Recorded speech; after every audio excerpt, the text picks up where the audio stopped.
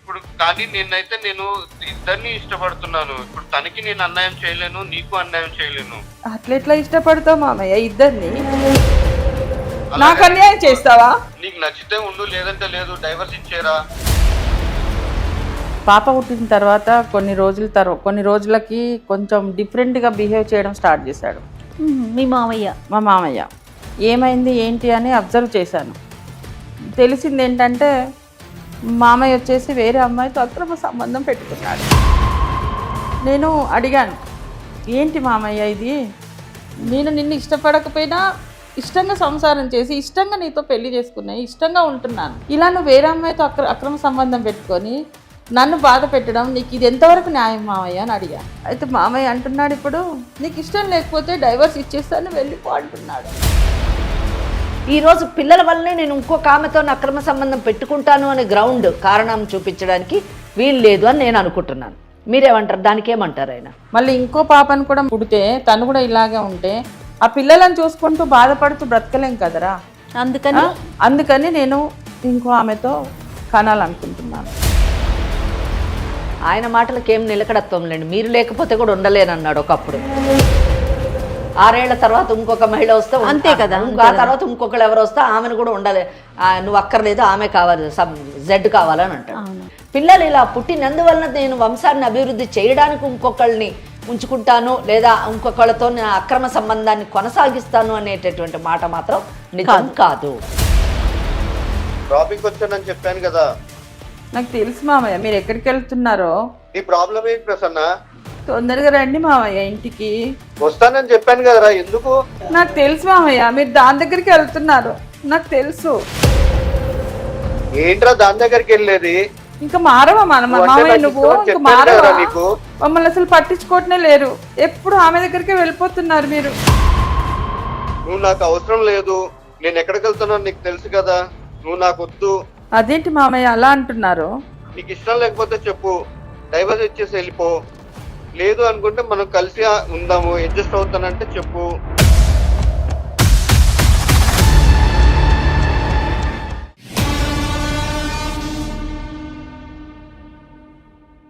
కాళ్లలో నొప్పి, నరాల వాపు వంటి లక్షణాలతో బాధపడుతున్నారా? వెరికోస్ వెయిన్స్ లో అత్యాధునిక చికిత్స Avis vascular centre. Avis hospital సమర్పించు లీగల్ అడ్వైస్ కార్యక్రమానికి స్వాగతం. నాతో పాటు అడ్వకేట్ వెంకటేశ్వరి గారు ఉన్నారు. అమ్మ నమస్తే. నమస్తే అండి. అమ్మ ప్రసన్న అని ఒక ఆవిడ మన దాకా వచ్చారమ్మా. తను ఏం చెప్తున్నారంటే, నాకు ఇష్టం లేని పెళ్లి చేశారు. ఓకే, ఇష్టం లేదు నాకు కూడా, కానీ ఇష్టంతోనే ఒక భార్యగా నేను ఉంటున్నాను. కానీ ఇప్పుడు అతని ఇష్టం లేదంటున్నాడు. నాకేం చేయాలో తెలియట్లేదు. సో లీగల్ అడ్వైస్ కార్యక్రమం ద్వారా నేను మీతో మాట్లాడతాను, మీతో ముఖ్యంగా అడ్వకేట్ మేడంతో నేను మాట్లాడతాను. నాకు ఆ మేడం యొక్క సలహా కావాలనేసి అడుగుతా ఉన్నారు. ఓకే, మరి పలకరించేద్దామమ్మా. నమస్తే అమ్మ ప్రసన్న గారు. నమస్తే అండి. మేడం వెంకటేశ్వరి గారు. చెప్పండి ప్రసన్న గారు. అమ్మ నా పేరు ప్రసన్న, నా హస్బెండ్ పేరు వచ్చేసి సత్యనారాయణ, మాది ఖమ్మం అండి. ఓకే. అమ్మ నాన్నల బలవంతం మీద మేనమామనే పెళ్లి చేసుకున్నాను. అంటే నేను పుట్టగానే మేనమామతోనే పెళ్లి చేయాలి, ఇతనే నీ భర్త అనేసి అమ్మ నాన్నలు బలవంతం చేశారు. ఇష్టం లేకపోయినా నేను చేసుకోవాల్సి వచ్చింది. కాదండి ప్రసన్న గారు, అమ్మ కంటే తమ్ముడు కాబట్టి ఖచ్చితంగా ఉంటుంది. తమ్ముడో మరి అన్నయ్యో. నాన్నగారు కూడా అదే పరిస్థితి? మీ నాన్నగారు కూడా? నాన్న కూడా అదే పరిస్థితి. అమ్మా నేను సాఫ్ట్వేర్ ఎంప్లాయీని. నా హస్బెండ్ చదవలేదు. వాళ్ళ ఇష్ట ప్రకారం నేను మా మామయ్యని పెళ్లి చేసుకున్నాను. అంటే దీనికి కారణం కేవలం మీరు వాళ్ళతో పాటు ఇంట్లో ఉండిపోతారనేనా? వాళ్ళ కళ్ళ ముందే ఉంటారనే, లేకపోతే కట్న కానుకలు ఇచ్చుకోలేము, బయట వేరే సంబంధం తెచ్చి చేయలేము, ఇలాంటి కారణాలు ఉన్నాయా మీ పేరెంట్స్? లేదండి, అంటే నాన్న అమ్మ వాళ్ళు కొంచెం పూరైనా పర్వాలేదు, నా కూతురు నా కళ్ళ ముందు ఉంటుంది అన్నట్టుగా వాళ్ళు మామయ్యకి ఇచ్చి పెళ్లి చేశారు. మామయ్యతో కూడా మాట్లాడాను, చెప్పాను, ఇష్టం లేదు, వద్దు మామయ్య మనం పెళ్లి చేసుకోవద్దు అంటే తను కూడా చిన్నప్పటి నుంచి నువ్వే నా భార్యవా అనుకున్నాను, అందుకే పెళ్లి చేసుకుంటున్నాను అని అంటే ఇంకా ఇంతమందిని బాధ పెట్టి నేను కాదు అంటే అందరూ బాధపడతారు. అందుకే నా ఇష్టాన్ని వదులుకొని నేను వాళ్ళ కోసం పెళ్లి చేసుకున్నాను. కానీ మేడం ఇష్టంతో సంసారం చేశాను. నా హస్బెండ్ అంటే ఇప్పటికీ నాకు ప్రాణం. సంతోషం. ఎందుకంటే మేనమామే కదమ్మా. మేనమామే చాలా బాగా చూసుకుంటాడు. మీరు చిన్న పిల్లే కదా నిజంగా. నా మామయ్య చేతిలో నేను చిన్న పిల్లని. అతనికి మీకు ఏజ్ డిఫరెన్స్ కూడా చాలా ఉందండి. ఎంత ఉంటదండి? 6 years. పెద్ద గ్యాప్ అని అనుకోవటానికి లేదు. అంటే యూజువల్లీ ఏంటంటే అమ్మ తమ్ముడు అంటే కొంచెం ఏజ్ డిఫరెన్స్ ఎక్కువ ఉంటది అని మనం అనుకుంటూ ఉంటాము. అదేలే. అంటే మేబీ వాళ్ళ మదర్ కి తమ్ముడు చాలా లేట్ గా పుట్టినట్టున్నాడు. ఏజ్ డిఫరెన్స్ ఎక్కువ లేదు కాబట్టి వాళ్ళు చెయ్యాలని అనుకున్నట్టున్నారు ఈ కేసులో. ఈ కేసు మటుకు చెప్పండి అమ్మా. 2 years తర్వాత ఒక పాప పుట్టింది. ఓకే. తను హ్యాండిక్రాఫ్ట్. ఇంకా అది ఒక బాధ ఎక్కువ. ఎందుకంటే ఒకటి జయ, ఇక్కడ హ్యాండిక్యాప్డ్ అని చెప్పగానే నేను పెద్ద ఏమి షాక్ కాలేదు. ఎందుకంటే మేనమామని చేసుకోవడం వల్ల వచ్చేటటువంటి మెడికల్ ప్రాబ్లమ్స్లోని ఇది ఒక ప్రాబ్లం. ఇక్కడ మీరు గమనించండి, ఆ అమ్మాయికి ఇష్టం లేకపోయినా పెళ్లి చేసుకుంది కాబట్టి ఆ మేనమామ దానికి తగ్గట్టుగానే మంచిగానే చూసుకున్నాడు, పసిపాపలా చూసుకున్నాడు అని చెప్తుంది. 2 ఏళ్ల తర్వాత వీళ్ళకి ఒక పాప కూడా పుట్టింది. ఆ పాప అన్ఫార్చునేట్లీ హ్యాండిక్యాప్డ్ కావడం ఇక్కడ నుంచి నిజం చెప్పాలంటే tragedy in the life start అయ్యింది. లెట్స్ సీ అసలు ఏంటి పరిస్థితి. తర్వాత ఏమైందండి? పాప పుట్టిన తర్వాత కొన్ని రోజులకి కొంచెం డిఫరెంట్గా బిహేవ్ చేయడం స్టార్ట్ చేశాడు మీ మామయ్య. మా మామయ్య. ఏమైంది ఏంటి అని అబ్జర్వ్ చేశాను. తెలిసింది ఏంటంటే మామయ్య వచ్చేసి వేరే అమ్మాయితో అక్రమ సంబంధం పెట్టుకున్నాడు. నేను అడిగాను, ఏంటి మామయ్య ఇది? నేను నిన్ను ఇష్టపడకపోయినా ఇష్టంగా సంసారం చేసి ఇష్టంగా నీతో పెళ్లి చేసుకున్నాయి, ఇష్టంగా ఉంటున్నాను, ఇలా నువ్వు వేరే అమ్మాయితో అక్రమ సంబంధం పెట్టుకొని నన్ను బాధ పెట్టడం నీకు ఇది ఎంతవరకు న్యాయం మామయ్య అని అడిగాను. నీకు ఇష్టం లేకపోతే డైవర్స్ ఇచ్చేస్తాను వెళ్ళిపో అంటున్నాడు. అంటే డైవర్స్ ఇవ్వడానికి ఆయన పెళ్లి చేసుకుంది. పాపకి ఏంటండి ప్రాబ్లము అంటే నాకు ఎగ్జాక్ట్ తెలియలేదు. తను నిలబడలేదు, పడుకొనే ఉంటుంది. డాక్టర్లు ఏం చెప్పారండి చూపిస్తే కనుక? డాక్టర్ ఇంకా ఇట్లాగే పడుకొనే ఉంటుంది, తనలో ఎదుగుదల లేదు, మేనరిక కారణంగా ఇలా పుట్టింది. అఫ్ కోర్స్ ఇంకా వేరే ఇంకో పుట్టినా కూడా అలాగే పుట్టొచ్చు అని అన్నారు. మా మామయ్య ఏం చేశాడు, నేను ఇంకో బిడ్డను కనాలి, నా వంశం పైకి రావాలంటే నాకు ఇంకో సంతానం కావాలి, సో నీతో నేను ఉంటే అట్లాగే పుడుతుంది ఇంకో పాప కూడా, అందుకే నేను ఆ అమ్మాయితో కనాలనుకుంటున్నాను, నీకు ఇష్టమైతే ముగ్గురం కలుసుందాం, లేదంటే నీకు డైవర్స్ ఇస్తాను వెళ్ళిపో. అంటే అవి సాఫ్ట్వేర్ అంటున్నారు కాబట్టి మీరు బీటెక్ చేస్తుంటారని నేను అనుకుంటున్నాను. మరి మీరు మ్యారేజ్కి ముందు అంటే చదువుకున్నవారు కాబట్టి, ముఖ్యంగా టెక్నాలజీ సైన్స్ ఇవన్నీ కూడా బాగా తెలిసినటువంటి వారు కాబట్టి, మీరు మ్యారేజ్కి ముందు ఇలాగ మేనమామని పెళ్లి చేసుకుంటే పుట్టేటటువంటి పిల్లలు అవయవ లోపం కానివ్వండి, మానసిక లోపంతో కానివ్వండి పుట్టేటటువంటి అవకాశం ఉందని ఇటు మీరు తల్లిదండ్రులకు కానివ్వండి, మీరు మీ మేనమామకు కానివ్వండి మీరు చెప్పలేదా? అంటే ఆ అవేర్నెస్ మీరు తీసుకురాలేదా? చెప్పాను మేడం. ఓకే, అప్పుడేమన్నారు? మూఢనమ్మకం అన్నారు. మీ మ్యారేజ్ జరిగిన 2 ఏళ్ల తర్వాత ఒక పాప పుట్టిన తర్వాత ఈరోజు పిల్లల గురించి నేను ఇంకొక ఆమెతోనే అక్రమ సంబంధం పెట్టుకుంటాను, ఆమె ద్వారా వేరే పిల్లల్ని జన్మనివ్వడానికి ట్రై చేస్తాను అని చెప్తున్నారు. అది కూడా మన వంశాన్ని అభివృద్ధి చేయడానికి అని చెప్పి అంటున్నారు అని అన్నారు. వంశాన్ని అభివృద్ధి చేయడానికి మగపిల్లడే పుడతాడని నమ్మకం లేదు, ఆడపిల్ల పుట్టొచ్చు. ఆ ఆడపిల్ల కూడా బయట వాళ్ళకైనా సక్రమంగా పుడతారో లేదో కూడా మనం చెప్పలేము. మీరు ఇటువంటి పరిస్థితుల్లోని ఇటువంటి ఆ పిల్లలు పుడతారు అని మీరు కానీ అతనికి తెలియజేసి ఉంటే, నీ మూఢనమ్మకం అని తీసి పడేసినటువంటి వ్యక్తి ఈరోజు పిల్లల వల్లనే నేను ఇంకొక ఆమెతో అక్రమ సంబంధం పెట్టుకుంటాను అనే కారణం చూపించడానికి వీలు లేదు అని నేను అనుకుంటున్నాను. దానికి ఏమంటారు ఆయన? నేను కూడా అదే అడిగాను మేడం మామయ్యను. నేను ముందే చెప్పాను కదా మామయ్య అంటే, లేదు నువ్వంటే నాకు ఇష్టం, నేను పెళ్లి చేసుకున్నాను. కానీ నేను అది ఫస్ట్ అప్పుడు అనుకున్నాను ఇలా అవుతుందా అనుకున్నాను, కానీ జరిగింది. మళ్ళీ ఇంకో పాప పుడితే తను కూడా ఇలాగే ఉంటే ఆ పిల్లలను చూసుకుంటూ బాధపడుతూ బ్రతకలేం కదరా. అందుకని నేను ఇంకో ఆమెతో కనాలనుకుంటున్నాను. పెళ్ళి ఎంతకాలం అయిందండి? 7 years అయిందండి. అంటే పాప ఏజ్ ఆల్మోస్ట్ 2 years. 2 years అంటే పెళ్ళైన ఎంతకాలానికి పుట్టింది? పెళ్ళైనాక 4 years పుట్టింది. So almost 6 years 7 years almost. So 4 years తర్వాత పుట్టింది. ఎందుకు 4 years మటుకు మీకు చిల్డ్రన్ లేరు? అంటే అప్పుడు కొంచెం ఈ స్టడీ పర్పస్, జాబ్ పర్పస్ ఇదంతా ఉండే మేడం. ఓకే, తొందరగా కూడా కాలే, అసలు మనకు పిల్లలు కూడా తొందరగా కాలేదు. అంటే ఈ 4 years అతని నుంచి మీకు ఎటువంటి ఇబ్బంది కలగలేదు? అంటే పిల్లలు పుట్టట్లేదని కానివ్వండి, లేదా నువ్వు ఈ చదువులోని దీంట్లోనే బిజీగా ఉన్నావు, నిన్ను పెళ్లి చేసుకుని లాభం లేదు అనేటటువంటి మాటలు కానివ్వండి, ఇటువంటి ఏమీ లేదు? లేదు, చాలా మంచివాడు. సో ఈ 4 years చాలా బాగున్నారు. ఎప్పుడైతే కొంచెం ఇబ్బందితో పాప పుట్టిందో అప్పటి నుంచి అతనిలో మార్పు మొదలైపోయింది. మరి మీ అమ్మగారి వాళ్ళకి, వాళ్ళ అక్కకి బావకి వాళ్ళకి చెప్పారా మీరు ఈ విషయం? వాళ్ళ దాకా తీసుకెళ్లారా? నేను ఇంకా చెప్పలేదు మేడం. ఇంకొక విషయము ప్రసన్న, ఈయనలోని మార్పు అంటే ఆమెతోని ఇంకొక ఆమె ఎక్స్ ఉన్నారు, ఆమెతోని ఇతనికి అక్రమ సంబంధం ఎంత కాలం నుంచి ఉంది? 4 years నుంచి ఉందంట మేడం. ఎస్. సో ఇక్కడ అంటే నేను ఈ క్వశ్చన్ అడగడానికి కారణం ఏంటంటే పాప అనేది ఒక కారణం మాత్రమే, అంతే. ఇక దీన్ని బట్టి అంతే. ఓన్లీ ఆయనకే ఆ లేడీతోనే అక్రమ సంబంధం పెట్టుకున్నాడు కాబట్టి ఆమెతోని కొనసాగాలి అనేటటువంటి ఆలోచన వలన ఈ పాపని ఒక అడ్డుగా, ఒక ఆసరాగా, ఒక కారణంగా చూపిస్తున్నాడు. కానీ పిల్లలు ఇలా పుట్టినందువలన నేను వంశాన్ని అభివృద్ధి చేయడానికి ఇంకొకళ్ళని ఉంచుకుంటాను లేదా ఇంకొకళ్ళతో అక్రమ సంబంధాన్ని కొనసాగిస్తాను అనేటటువంటి మాట మాత్రం నిజం కాదు. ఎందుకంటే 4 సంవత్సరాలు అతను ఈ అమ్మాయితోని బాగున్నాడు. తర్వాత 2 ఏళ్ళు అయింది పాప పుట్టి. ఈ అమ్మాయి చెప్పే ప్రకారం, ప్రసన్న చెప్పే ప్రకారం 4 ఏళ్ళు అయింది ఆ అమ్మాయితో అక్రమ సంబంధం పెట్టుకొని. అంటే పాప పుట్టక ముందే 2 ఏళ్ళు ముందే అక్రమ సంబంధం మొదలైంది. అంటే ఈ అమ్మాయితో కేవలం 2 సంవత్సరాలు మాత్రమే ఇతను బాగున్నాడు. ఆ తర్వాత 2 సంవత్సరాల నుంచి ఆమెతో అక్రమ సంబంధం పెట్టుకున్నాడు. 2 సంవత్సరాలు కొనసాగింది. ఆ తర్వాత పాప పుట్టడము, ఆ పాప ఈ రోజున ఆల్మోస్ట్ 3 years అవ్వడము, ఇదంతా ఈ 4 yearsలోని ఈ was associated with that lady. ఆ అమ్మాయితోని ఉంటూ ఉన్నాడు, తన జీవితాన్ని చాలా హ్యాపీగా గడుపుతూ ఉన్నాడు.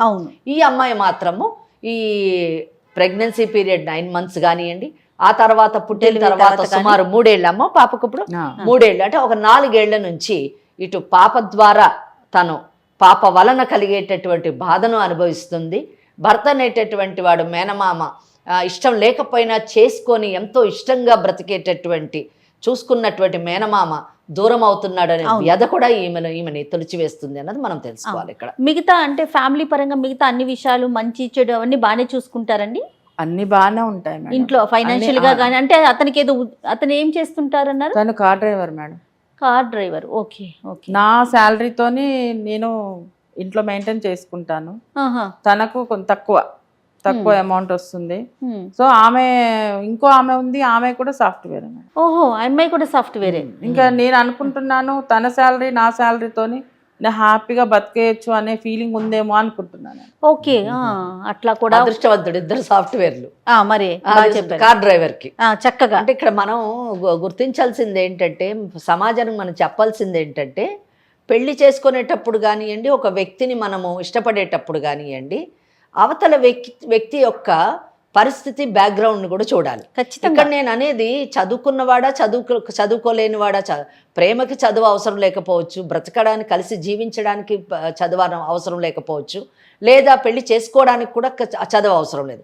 ప్రేమ, ఆప్యాయత, ఆ బంధం పట్ల గౌరవం ఉంటే చాలు. అవును. కానీ ఇక్కడ పెళ్లి చేసుకోవాలనుకునేటటువంటి వాడు లేదా తను కలిసి జీవించాలనేటటువంటి వ్యక్తికి ఇంకొక భార్య, పిల్లలు ఉన్నారా, కుటుంబం ఉన్నదా లేదా అని చూసుకోవాల్సినటువంటి బాధ్యత ఆ మహిళకు ఉంది, ఆ ఎక్స్ అనేటటువంటి మహిళకు ఉంది అనేటటువంటి విషయాన్ని నేను ఇక్కడ ప్రస్తావిస్తున్నాను. ఎందుకు ప్రస్తావిస్తున్నానంటే, ఎందుకు ఖచ్చితంగా ప్రస్తావించాలనుకుంటున్నానంటే, ఆ అమ్మాయి ఏం చదువుకున్నటువంటి అమ్మాయి కాదు, చదువుకున్న అమ్మాయి మీరన్నట్టుగా సాఫ్ట్వేర్ ఇంజనీర్ అయ్యుండి ఇటువంటి వాడితో ఉండాల్సిన అవసరం ఆ అమ్మాయికి ఉందా? ఖచ్చితంగా. ఎందుకు తెలిసి అమ్మాయిలతో వాళ్ళ జీవితాల్ని పాడు చేసుకుంటున్నారు? చాలా బాగా. దేనికి అట్రాక్ట్ అవుతున్నారు వీళ్ళు? అశాశ్వతమైనటువంటి వాటికి, చిన్న వాటికి, అంటే విచ్ ఈస్ నాట్ పర్మనెంట్, అంటే which is not a soul relationship కాదు, అది ఫిజికల్ రిలేషన్ అట్రాక్షన్ కావచ్చు, ఫిజికల్ రిలేషన్షిప్ కావచ్చు. అటువంటి చిన్న విషయాలకి అట్రాక్ట్ అయ్యి వాళ్ళు బంగారు భవిష్యత్తును వాళ్ళు పాడు చేసుకోవడమే కాకుండా వేరే వాళ్ళ కుటుంబాల్లోని చిచ్చు పెడుతున్నారు. చూడండి, అది చాలా దురదృష్టకరమైనటువంటి విషయం. ఈవిడ ఒక మహిళ, ఈవిడ ఇబ్బంది పడుతోంది ఒక మహిళ వలన. తనకు పుట్టింది ఒక పాప, మహిళే, అంతే కదమ్మా. మహిళ శత్రువు అన్నట్టు ఒక మహిళ, 2 మహిళల జీవితాలను పాడు చేయడము. వీళ్ళ తల్లి అంటే వాళ్ళ అక్క, ఆవిడ కూడా బాధపడుతుంది కదా, నా తమ్ముడిని ఇచ్చి చేశాను, నా తమ్ముడని నా కూతురు జీవితాన్ని పాడు చేశాను అని ఆమె కుమిలిపోతుంది నిజానికి. అది చాలా దురదృష్టకరమైనటువంటి విషయం ఈ కేసులో. ఇప్పుడు ఈ కార్యక్రమం దాకా మీరు రావడానికి గల కారణం ఏంటి? మీరు ఏం ఎక్స్పెక్ట్ చేస్తున్నారు అసలు?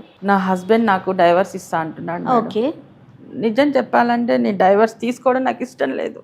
అందుకే నేను మీ దగ్గరికి ఎందుకు వచ్చానంటే, నా హస్బెండ్ నాకు ఇప్పించండి, ఆమె దూరం చేయండి.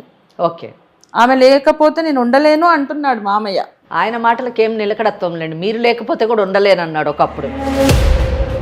6 ఏళ్ల తర్వాత ఇంకొక మహిళ వస్తే అంతే కదా, ఆ తర్వాత ఇంకొకరు ఎవరు వస్తే ఆమెను కూడా ఉండాలి, నువ్వు అక్కర్లేదు, ఆమె కావాలి, జెడ్ కావాలని అంటాడు. సో ఓకే, నిలకడ లేని మనస్తత్వం అది.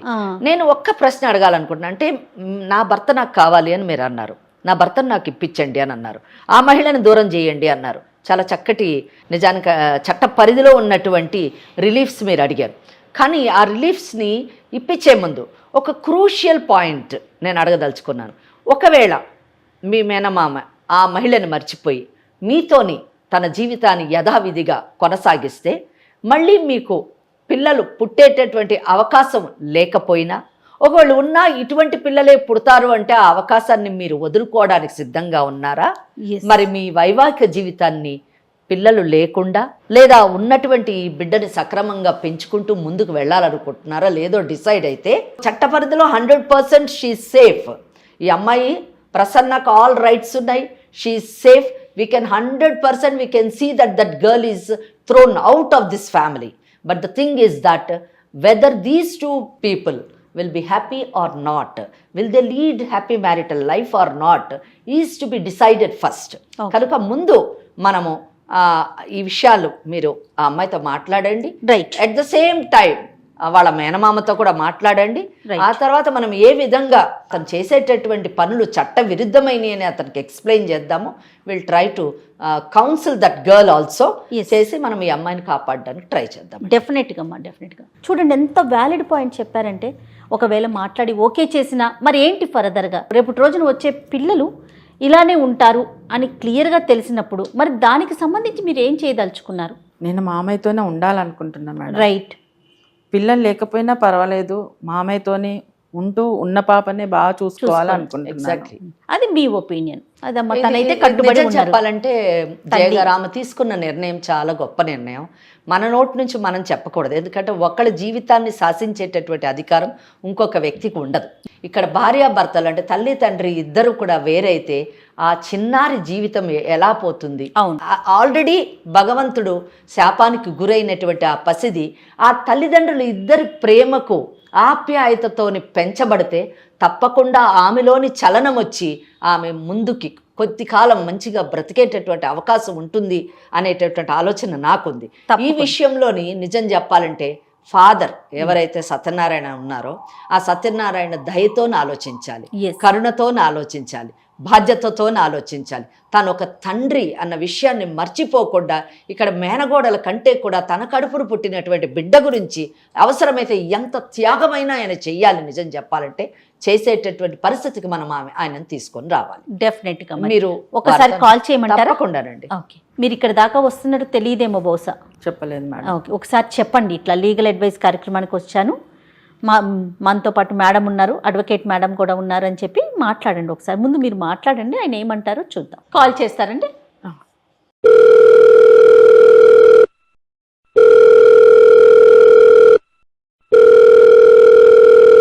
హలో. హలో, చెప్పరా ప్రసన్న? ఎక్కడున్నారు? నేను డ్రాపింగ్ వచ్చాను ప్రసన్న. ఎప్పుడు వస్తారు మామయ్య ఇంటికి? నాకు లేట్ అవుతుందిరా. నాకు తెలుసు ఎక్కడికి వెళ్తున్నావో.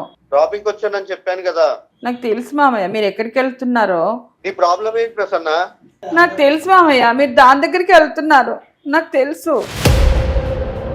ఏంట్రా దాని దగ్గరికి వెళ్ళేది? ఇంకా మారవా మామయ్య నువ్వు? ఇంకా మారవా? నీకు దానింటికి వెళ్తున్నావు నాకు తెలుసు. డ్రాపింగ్ వెళ్ళానని చెప్పాను కదా, ఎందుకు సతాయిస్తున్నావు? నేనే సతాయిస్తున్నాను మామయ్య, మీరే కదా ఎప్పుడు నైట్ వస్తున్నారు, మమ్మల్ని అసలు పట్టించుకోవటమే లేరు, ఎప్పుడు ఆమె దగ్గరికి వెళ్ళిపోతున్నారు మీరు. నువ్వు నాకు అవసరం లేదు, నేను ఎక్కడికి వెళ్తున్నాను నీకు తెలుసు కదా.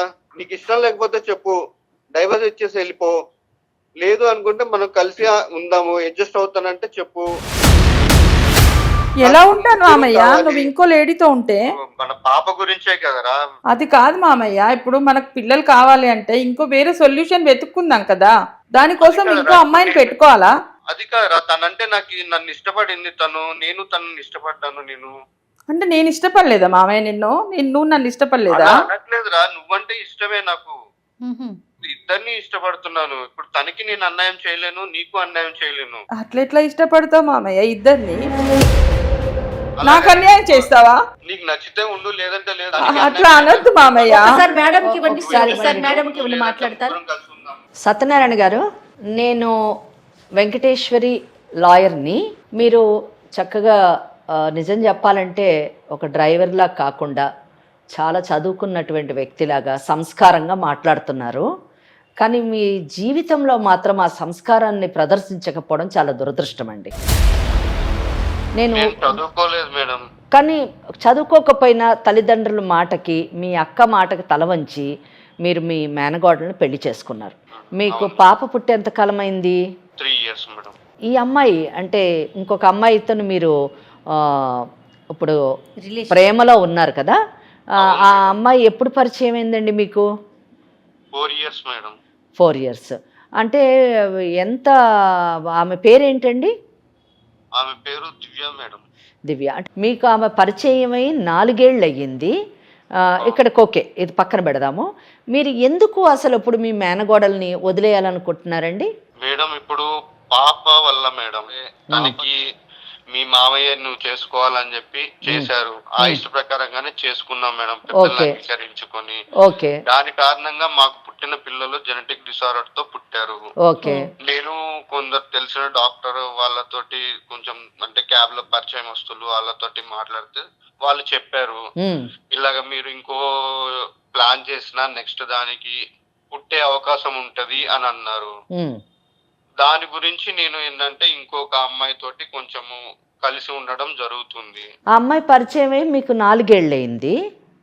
అంటే మీకు మీ పాప పుట్టక ముందే, అంటే ఒక 1 year ముందే ఆ అమ్మాయి పరిచయం ఉంది కనుక మీరు ఆ అమ్మాయితోని పరిచయాన్ని ప్రేమగా మార్చుకొని ఆ అమ్మాయిని పెళ్లి మటుకు తీసుకెళ్ళాలి అని అనుకోవడానికి మీ పాప కారణం కాదు.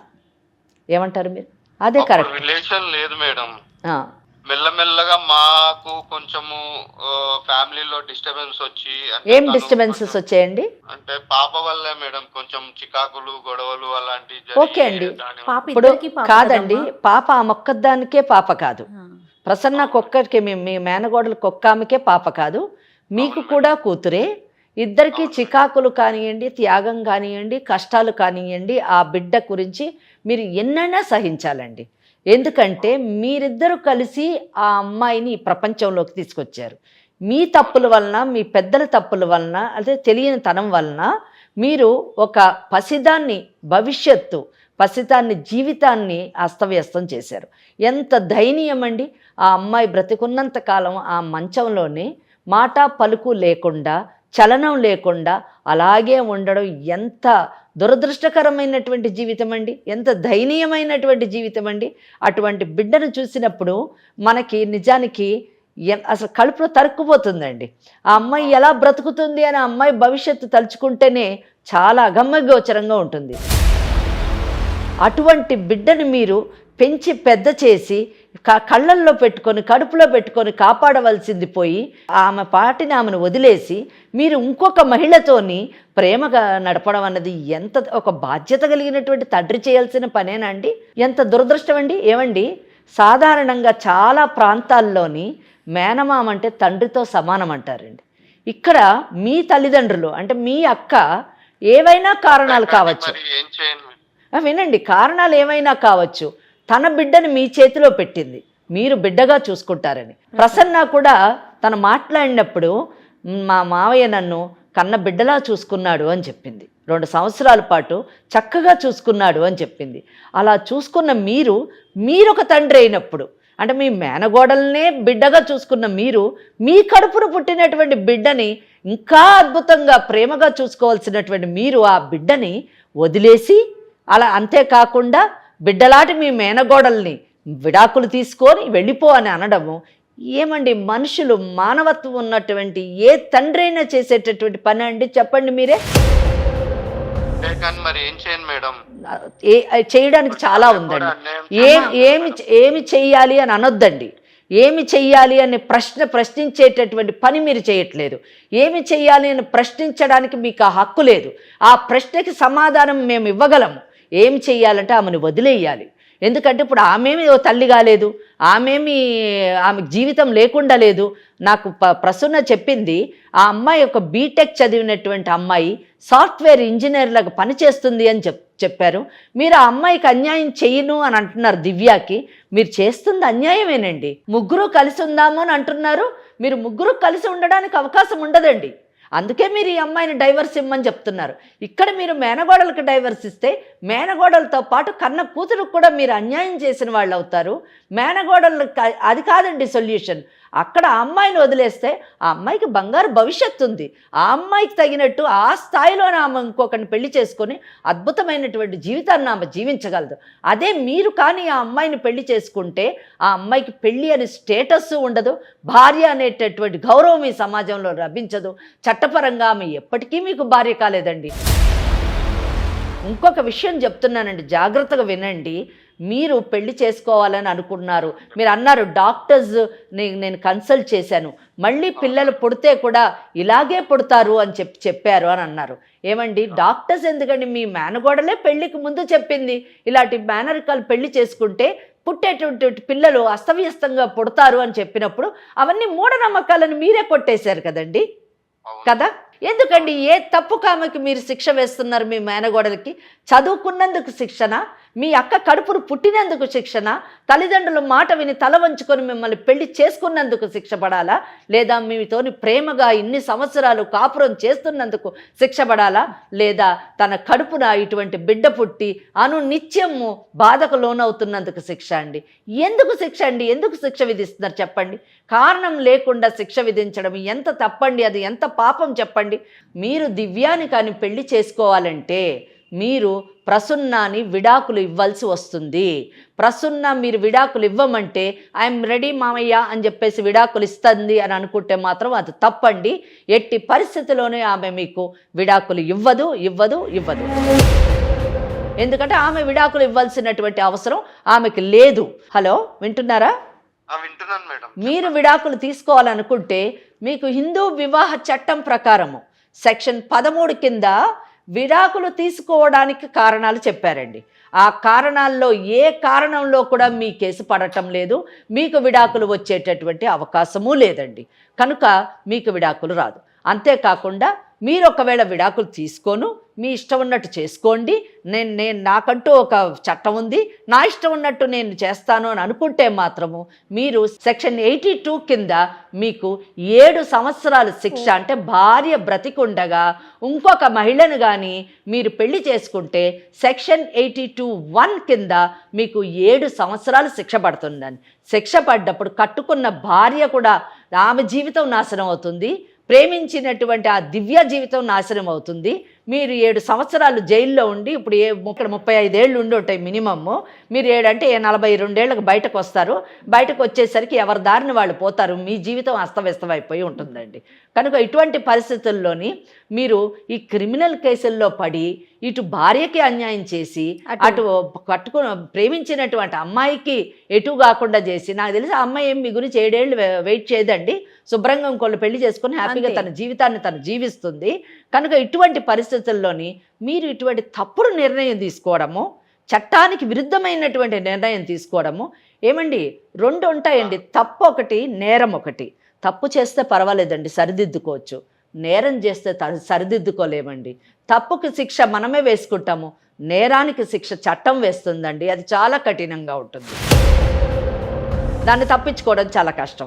మళ్ళీ సెక్షన్ 82(2) కింద అంటే ఒకవేళ మీరు కానీ మీ భార్య ఉన్న సంగతి ఆ దివ్య నుంచి దాచి మీ పెళ్లి విషయం కూడా దాచిపెట్టి ఆ అమ్మాయిని మోసం చేసి పెళ్లి చేసుకుంటే ఆ అమ్మాయి కంప్లైంట్ వేస్తే 10 సంవత్సరాలు శిక్ష అండి.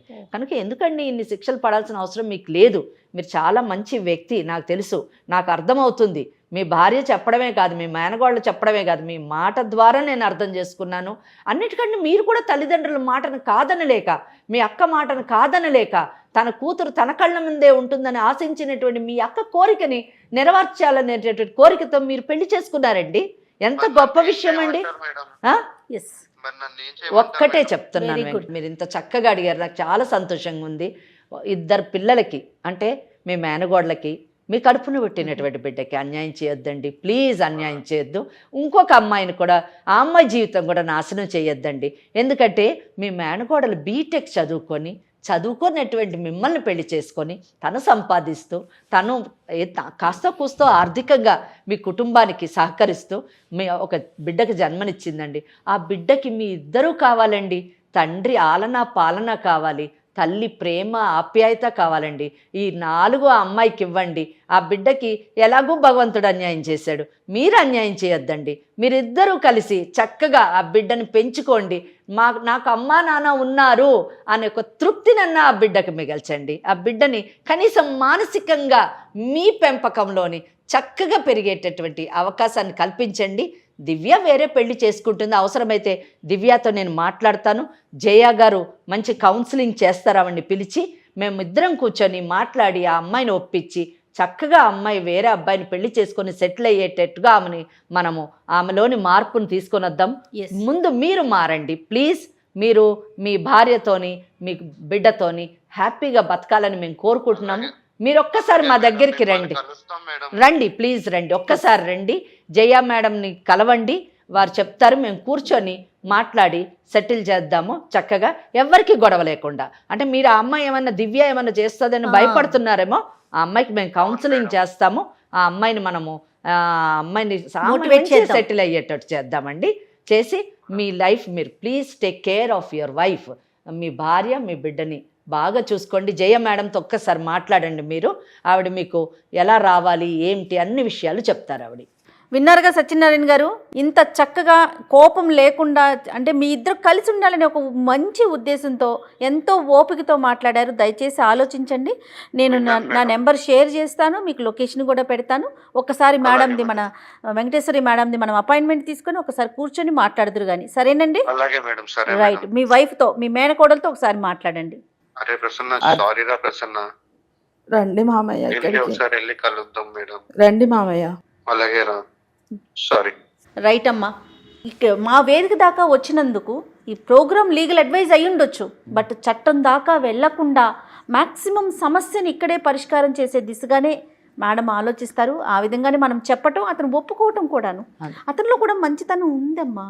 తను అంటే మీరు అన్నట్లుగా భయపడటం కానీ పక్కదారికి వెళ్ళటం కానీ అలా జరిగింది, చెప్పేవాళ్ళు లేక అలా కూడా నాకు అనిపించింది. తనతో మాట్లాడినప్పుడు మొదట ఇటు వాళ్ళ అమ్మా నాన్నకి కానీ అటు వాళ్ళ అమ్మా నాన్నకి కానీ చెప్పినట్లయితే కాస్త ఏమైనా ఆలోచించేవాడు, లేకపోతే చట్టం ఈ విధంగా శిక్షలు ఉండే చట్టపరంగా తెలిసాక అతనిలో మార్పు వచ్చిందో. ఏది ఏమైనా సంతోషం కదా. అంటే జయ గారు, ఈ కేసులోని నేను ప్రత్యేకంగా చెప్పదలుచుకున్నది ఏంటంటే, మీరు చెప్పినవి అన్నీ కరెక్ట్. తల్లిదండ్రులు వీళ్ళందరూ పక్కన పెడితే, ఇక్కడ దివ్య అనేటటువంటి అమ్మాయిని చూసారా, ఆ అమ్మాయి లాంటి వాళ్ళకి అంటే ఈరోజు సమాజంలో చాలా మంది అనవసరంగా వాళ్ళ తెలియని తనంతో కానివ్వండి, ఏదో ఆశించి కానివ్వండి, ఇటువంటి పెళ్ళైనటువంటి మగవాళ్లతో బంధంలోకి మూడో వ్యక్తి ఎంటర్ అయ్యటంతోనే అక్కడే సమస్య మొదలవుతుంది కదా. సో అటువంటి వాళ్ళకి కూడా ఇక అవేర్నెస్ తీసుకురావడం చాలా అవసరము. ఆ పని ఈరోజు లీగల్ అడ్వైస్ చేయడము చాలా గొప్ప విషయం అండి. దీంతో ఏమవుతుందంటే, ఇటువంటి కార్యక్రమాల వలన, ఇటువంటి అవేర్నెస్ తీసుకురావడం వలన సమాజంలోని విచ్ఛిన్నం అవుతున్నటువంటి వివాహ వ్యవస్థ మళ్ళా పునర్జీవనం పొందుతుందని నేను ఆశిస్తున్నాను. తప్పకుండా అమ్మా, ఖచ్చితంగాను. థ్యాంక్ యూ సో మచ్ అమ్మా. నమస్తే. నమస్తే అమ్మా. కాళ్లలో నొప్పి, నరాల వాపు వంటి లక్షణాలతో బాధపడుతున్నారా? వెరికోస్ వెయిన్స్ లో అత్యాధునిక చికిత్స ఏవిస్ వాస్కులర్ సెంటర్.